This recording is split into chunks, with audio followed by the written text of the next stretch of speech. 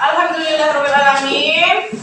Karena sudah datang semua, maka kita akan memulai pembelajaran baru pada hari ini, yaitu pembelajaran tema berapa kita? Tema 1. Dikeluarkan buku temanya saudara. Kita masuk kepada subtema baru, yaitu subtema 2. Halaman berapa subtema 2? Halaman 62. Ya, semuanya buka halaman 62. Pembelajaran 1. Tentang apa tema kita yang kedua? Hewan sahabatku. Ada yang punya binatang peliharaan di rumah? Apa? Kucing. Ayam. Terus? Kambing. Ya, makhluk itu dinamakan dengan ayam. Nah, bagaimana cara mereka berkembang biak? Apakah sama? Tidak sama dengan tumbuhan yang telah kita pelajari kemarin. Mereka berkembang biak dengan dua cara, yang alami dan buatan. Kalau hewan juga memiliki cara berkembang biak yang berbeda-beda. Misalnya ayam dengan apa? Kucing. Terus cicak. Lalu bagaimana kalau dengan kuda? Apakah kuda bisa bertelur? Tidak. Apakah ayam bisa melahirkan? Tidak. Nah, semuanya memiliki perkembangbiakan yang berbeda-beda. Coba dilihat pembelajaran pertama kita. Hari ini kita akan belajar tentang membandingkan cara perkembangbiakan tumbuhan dan hewan.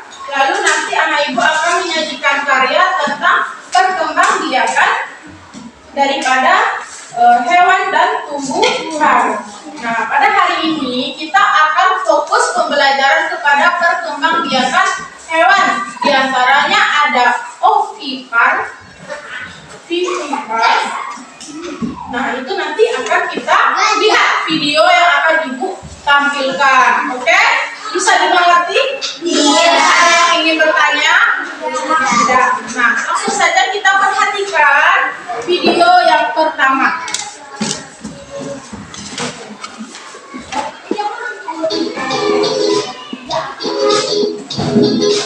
Nah, video ini ibu ambil dari YouTube. Nah, siapa yang sering nonton YouTube? Sering nonton YouTube? Nah, di YouTube kita bisa mencari materi pembelajaran ya. Nah, dengarkan. Selalu sehat dan tetap bersama. Hari ini kita akan membahas mata pelajaran IPA dan tema 1, tema 2 dengan materi perkembangbiakan generasi pada hewan.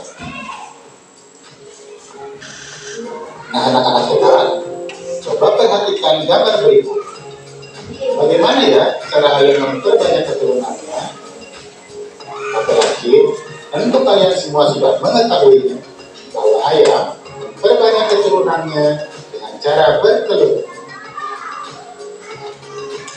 Salah satu ciri makhluk hidup adalah berkembang biak. Berkembang biak adalah suatu kemampuan makhluk hidup untuk menghasilkan individu baru yang memiliki sifat yang sama atau menyerupai induknya. Adapun tujuan makhluk hidup berkembang biak adalah untuk mempertahankan hidupnya agar tidak mengalami kepunahan. Nah, kita stop sampai di sini. Bagaimana tadi dibilangnya? Berkembang biak adalah kemampuan makhluk hidup untuk menghasilkan individu baru yang sifatnya sama atau menyerupai induk. Nah, itu sudah pernah kita bahas pada perkembangbiakan tumbuhan. Lalu ini kalau dibaca paragraf 2. Makhluk hidup perlu berkembang biak untuk mempertahankan hidupnya agar tidak mengalami kepunahan. Tahu apa itu punah? Tahu. Habis, tidak ada lagi. Nah, sama kayak zaman dahulu misalnya apa? Kalau di film Upin ada dinosaurus. Nah, dinosaurus zaman sekarang tidak ada karena mengalami kepunahan.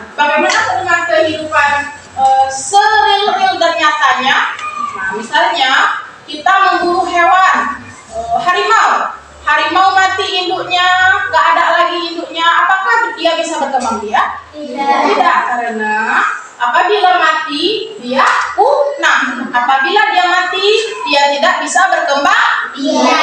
Nah, akhirnya harimau nanti lama-lama akan habis. Lanjut. Sama halnya seperti tumbuhan, hewan pun bisa berkembang biak dengan dua cara, yaitu generatif dan vegetatif.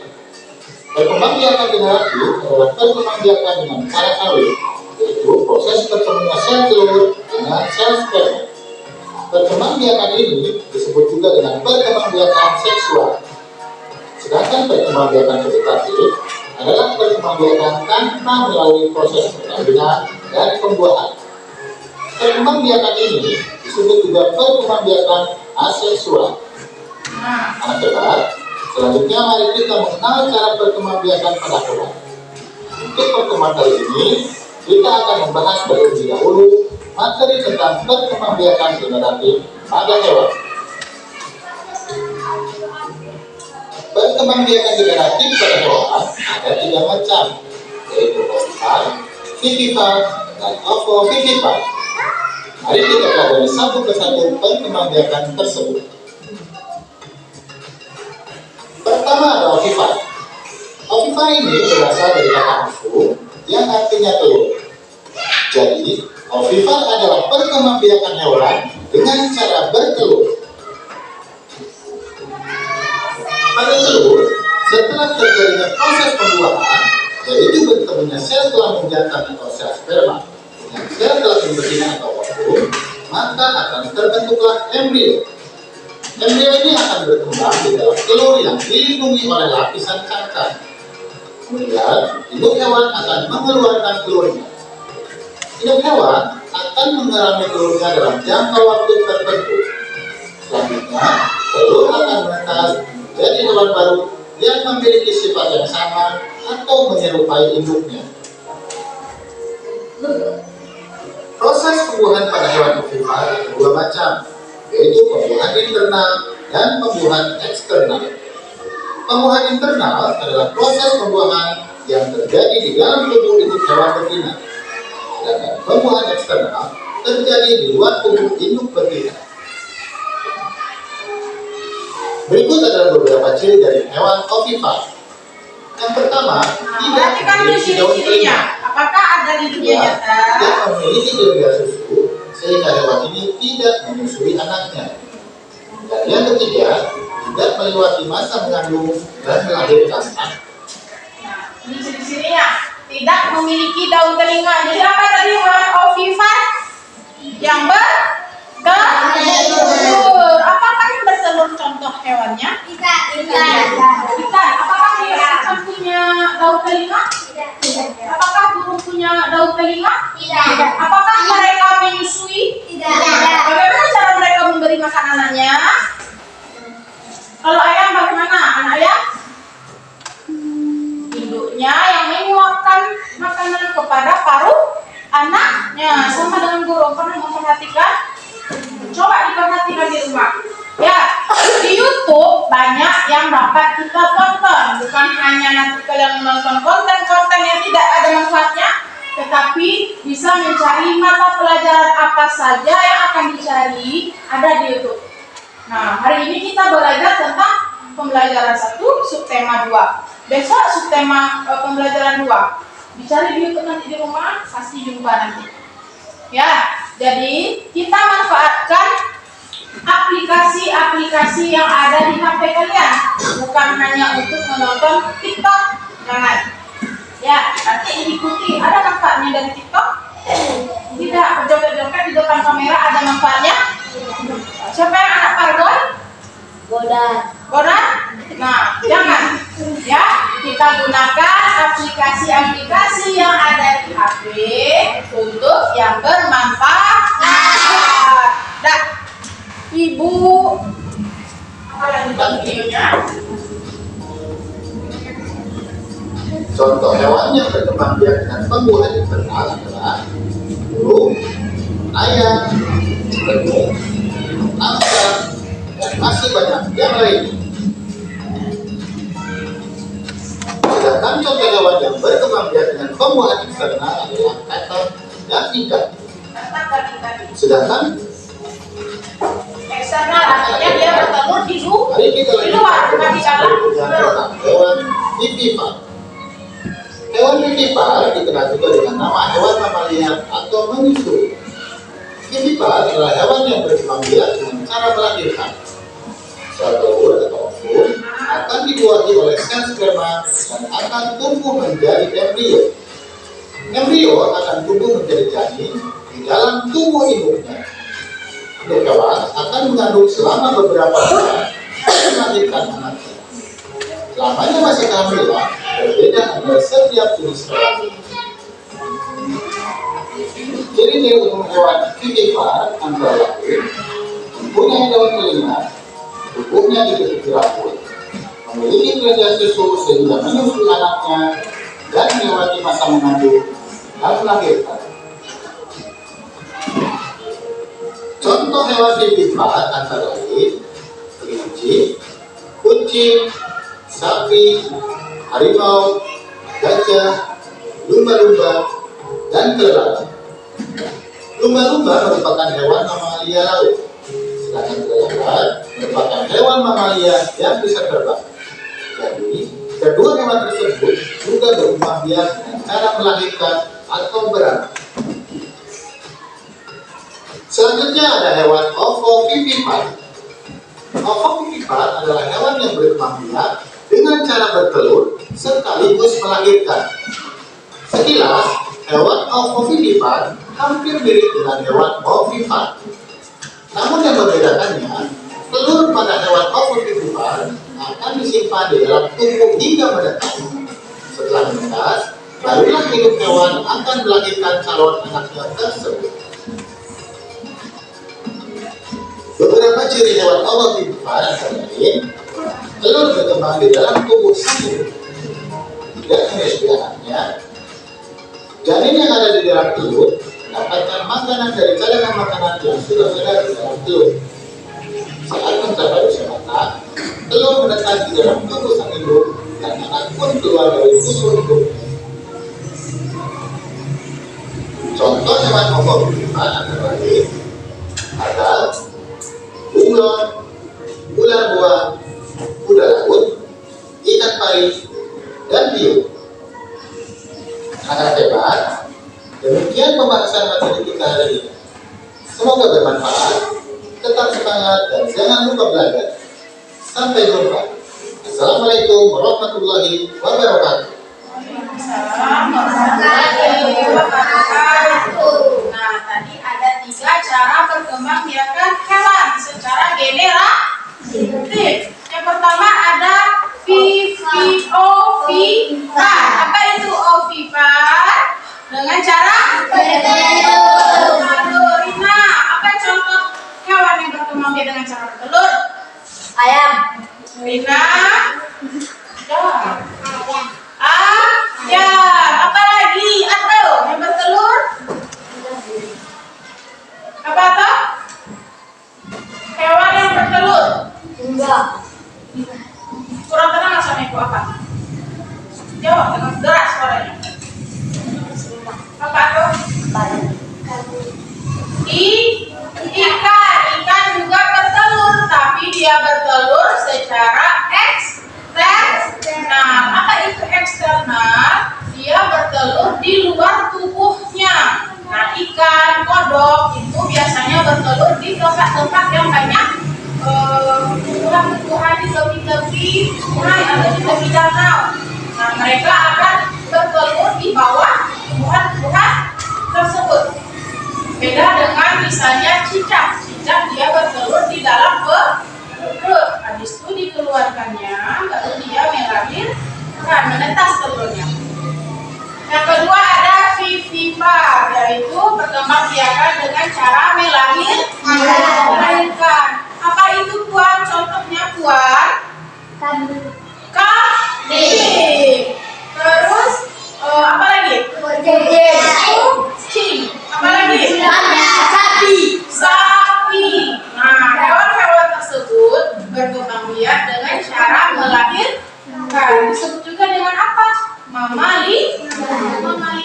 Mamalia adalah hewan yang berkembang biak biak dengan cara melahirkan. Lalu yang ketiga ada berkembangbiakan apa tadi? Akila? Ovovivipar, yaitu berkembangbiak dengan cara apa?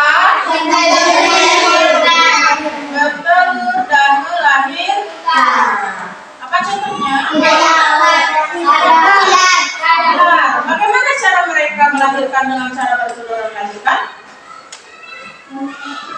Bagaimana tadi kalau di video dibilangnya? Dia bertelur dulu di dalam perut, lalu menetas dan melahirkannya di luar. Apa contohnya? Komodo.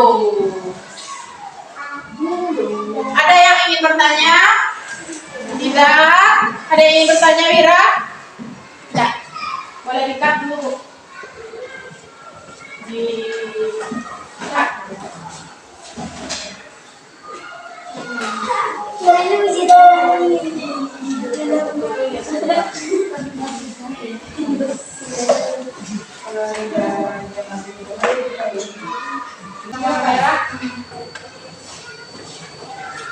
ini kita ada lembar kerja siswa. Soal evaluasinya nanti tolong dijawab ya.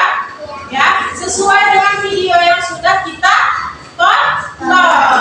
Ini akan menguji kemampuan kalian dalam menonton video tersebut.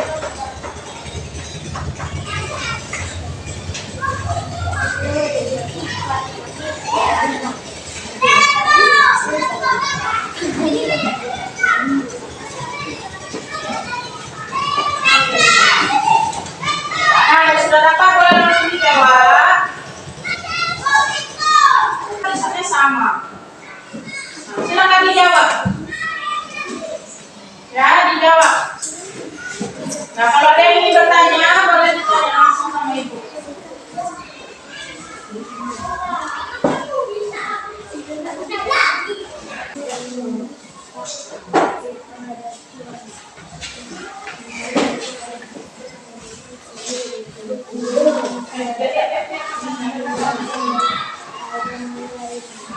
Oke, jawab. Enggak masalah kalau lihat. Ada 10 biji atau 5 biji aja jawab. Nanti biar ibu kasih nilai. Kadang-kadang. Apa lagi ya? Dia percayakan sama ibu.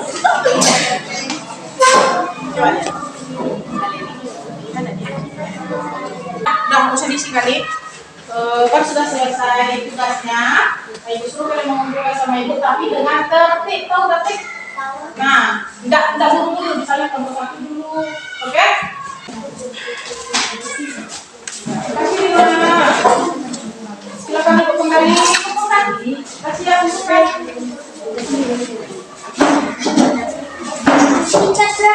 Nanti udah aja.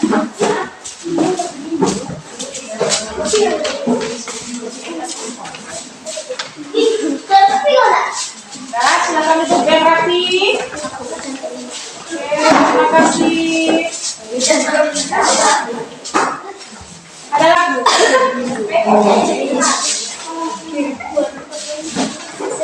Nah, ada yang belum? Sudah semua? Sudah. Terima kasih Ibu ucapkan kepada anak Ibu. Nah, ini nanti akan Ibu nilai sesuai dengan kemampuan kalian dalam menjawab soal. Nah, sekarang kita akan melanjutkan tentang pembelajaran ilmu pengetahuan sosial. Nah, kemarin di subtema 1 kita sudah mengenal negara-negara ASEAN. Apa aja? Malaysia,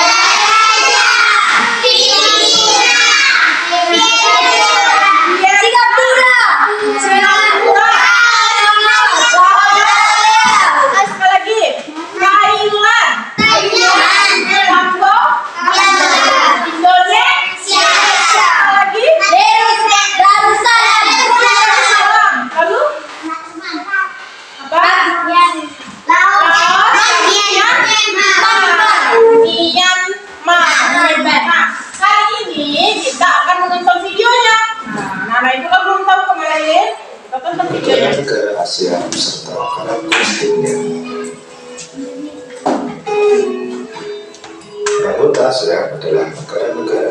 tersebar di wilayah Asia Tenggara. Nah, lihat bendera-benderanya. Yang pertama adalah Indonesia. Indonesia merupakan tempat dideklarasikannya ASEAN. Indonesia beribu kota di Jakarta yang terletak di Pulau Jawa. Di mana? Pulau Jawa.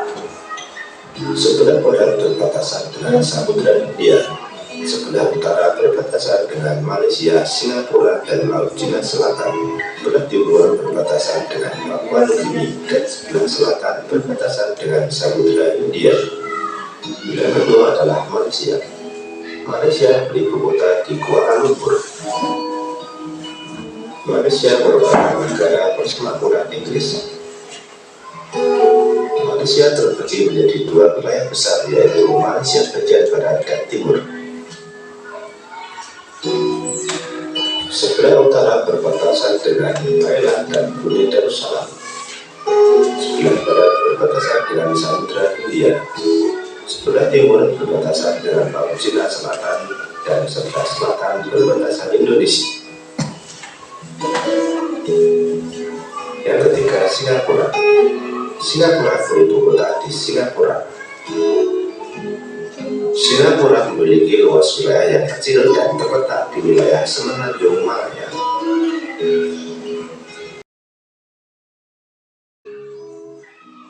Yang keempat, Thailand. Thailand beribu kota di Bangkok.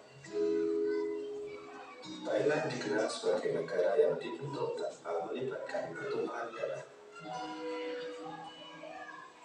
Sebelah utara berbatasan dengan Laos dan Myanmar. Sebelah barat berbatasan dengan Myanmar. Sebelah timur berbatasan dengan Kamboja. Dan sebelah barat berbatasan dengan negara Laos dan Kamboja.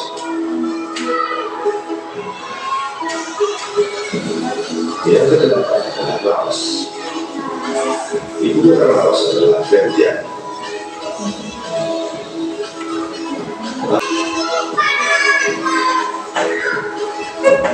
Nah, itulah 10 negara ASEAN. Gimana Ibu ambil kira-kira? Kontennya Ibu ambil di YouTube. Nah, itu kita harus memanfaatkan aplikasi YouTube. Coba lihat. Berarti nama kontennya adalah Sumber Belajar. Kalau di rumah nanti kalian bisa cari channelnya dengan nama Sumber Belajar. Nah, di Sumber Belajar ini nanti semua pembelajaran kita khususnya kelas 6 ada. Nah, supaya misalnya Ibu nanti menyuruh kalian memberikan tugas cari konten YouTube Sumber Belajar dengan tema ini ada. Jadi silakan nanti ditonton.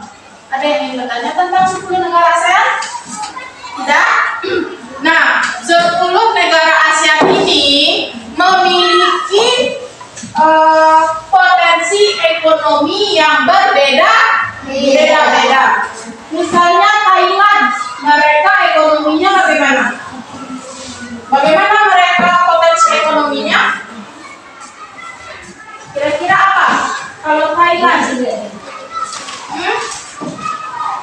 Thailand ini biasanya lebih ke daerah pariwisata. Nah, di sana banyak hal-hal menarik yang dijadikan sebagai pertumbuhan ekonomi untuk negara Thailand. Siapa yang ingin bermain ke luar negeri? Siapa yang ingin main ke luar negeri? Andre nggak mau ke luar negeri? Nah, Ibu mau. Nanti kalau ada rezeki kita sama-sama pergi ke Thailand. Mau? Rajin mana? Mana tahu nanti kita kelas 6 ini liburannya ke luar negeri. Bisa? Bisa. Kalau Allah yang berkehendak. Nah, misalnya dibilang Allah, anak kelas 6B nanti liburan tamatnya di Singapura. Bisa aja kan? Nah, kita cuma berdoa dan mengaminkan semoga apa yang kita inginkan dapat tercapai. Buka halaman 67. Di buku temanya buka halaman 67 tentang potensi ekonomi negara-negara ASEAN. Itu ada berapa negara? 10. Silakan di dibaca, lalu nanti ada tugas. Tugasnya halaman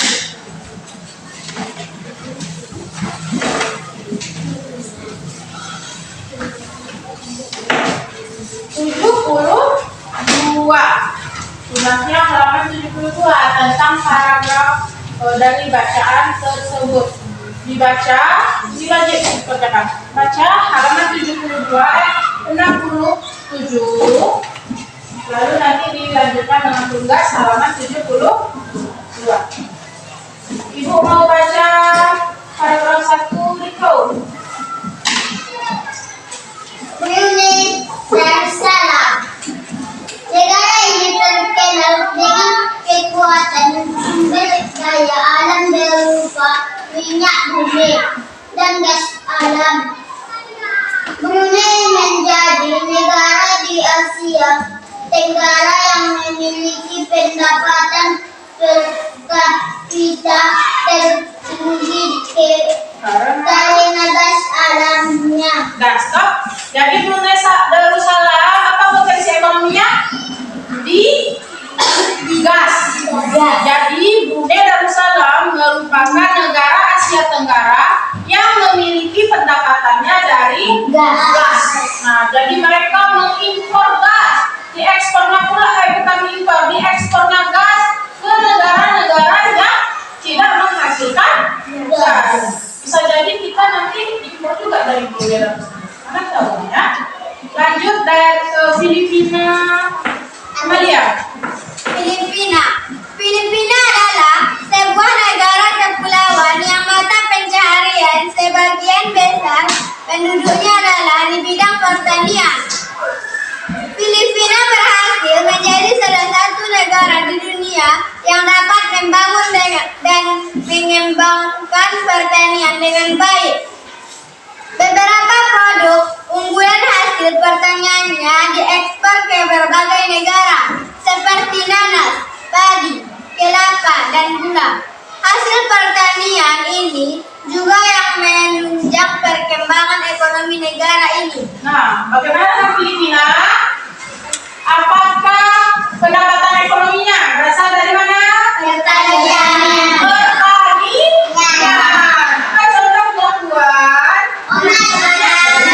Nanas. Terus? Padi.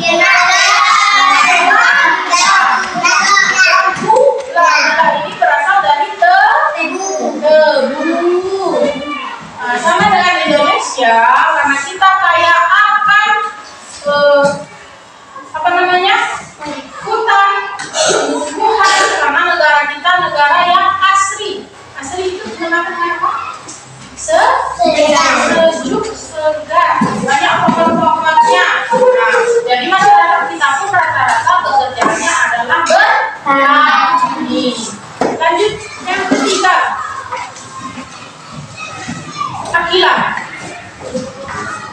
Indonesia sebagai negara kepulauan terbesar di kawasan ini. Indonesia memiliki ragam sumber daya alam yang sangat kaya. Banyak hal yang dapat dikembangkan untuk memperkuat perkembangan ekonomi Indonesia. Saat ini, Indonesia mengekspor minyak dan gas bumi, tekstil, dan produk-produk dari kayu. Pertambangan menjadi salah satu pintu masuk para pengusaha mancanegara ke Indonesia. Keindahan alam Indonesia pun merupakan daya tarik yang menjadi sumber devisa negara dari sektor pariwisata. Nah, jadi Indonesia juga merupakan salah satu negara yang kaya akan pariwisata. Banyak bule-bule orang-orang luar negeri yang datang ke Indonesia untuk berwisata. Contohnya di mana? Di Bali, mungkin di Yogyakarta, apa lagi? Papua. Nah, itu merupakan daerah-daerah yang paling sering dikunjungi untuk orang berwisata. Banyak sebetulnya di Indonesia tempat-tempat wisata yang sangat indah, sangat bagus, yang tak perlu kita ke luar negeri. Dengan ada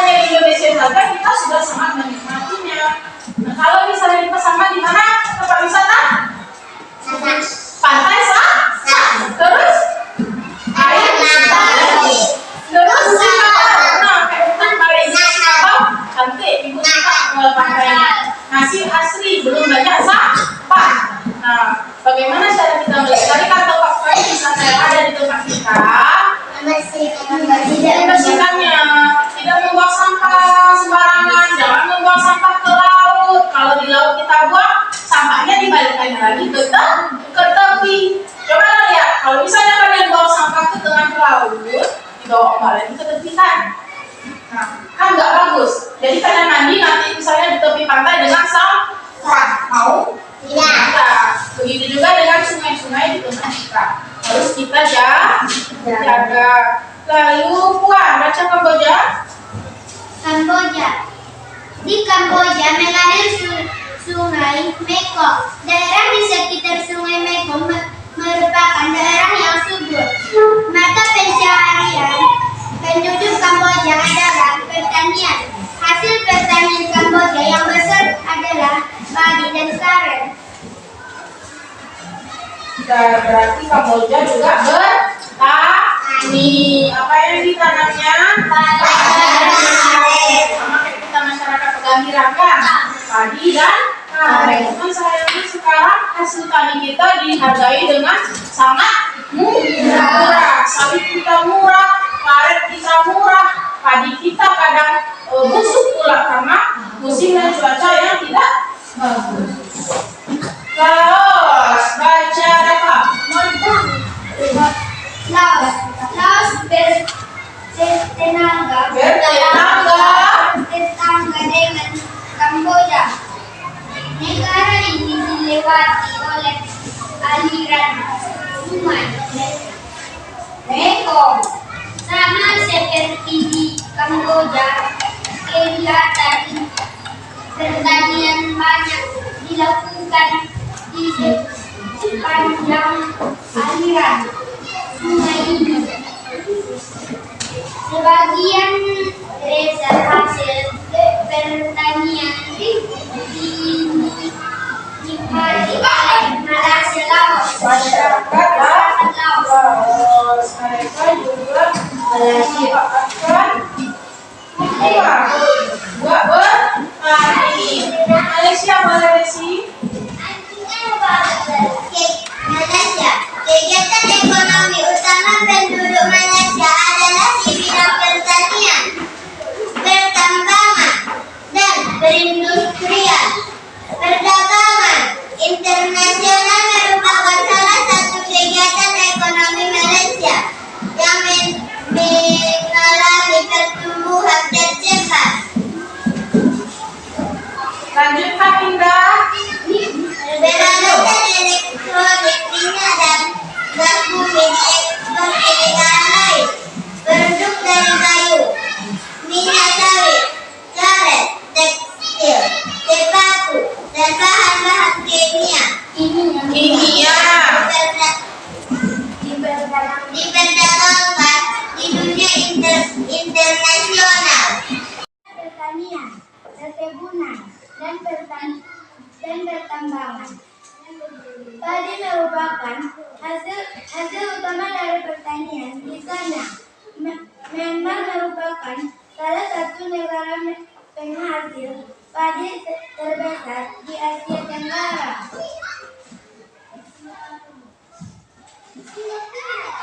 Singapura boleh. Singapura merupakan negara paling maju di kawasan ASEAN.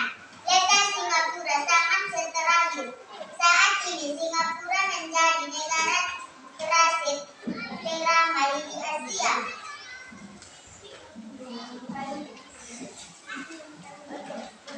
Selesai? Belum? Apa lagi? Thailand? Oh, Vietnam. Andre?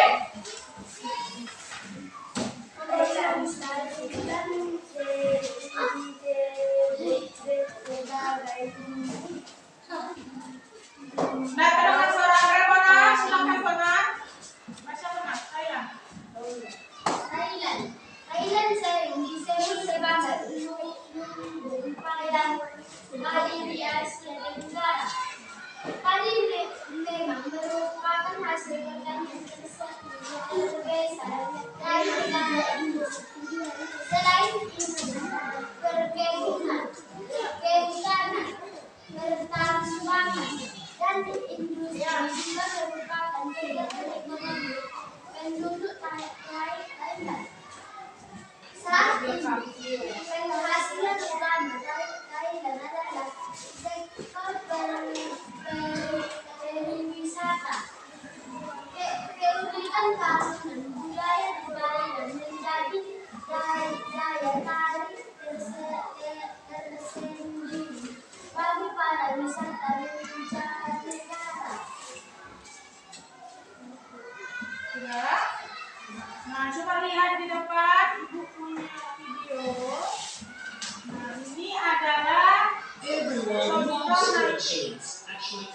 Nah, di mana yang ngambil?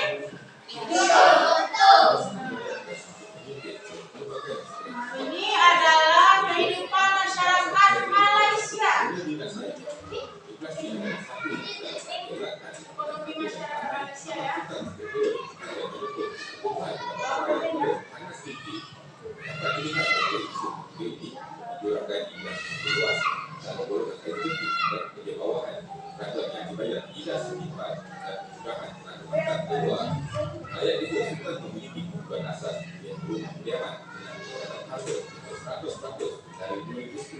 Cantik bangunannya.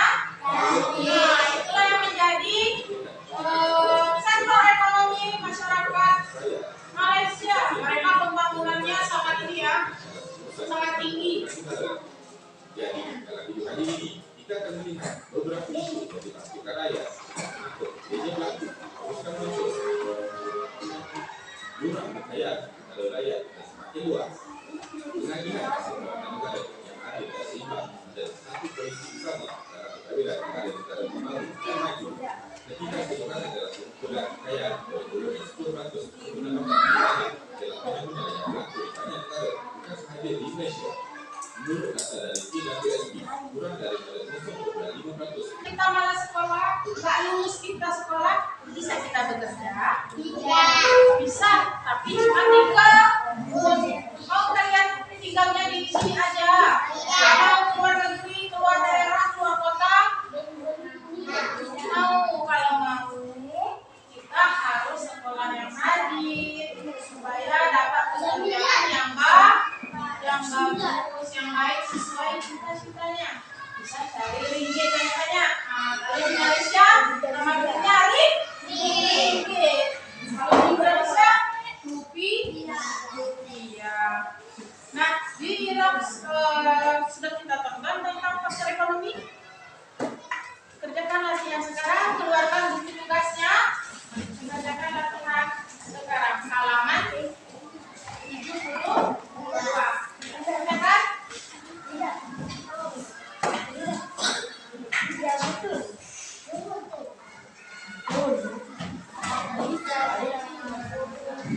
Sektor ekonominya.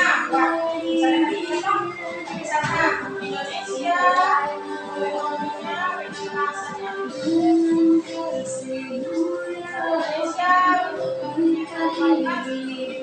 semuanya. Dadah. Dadah dulu. Andre.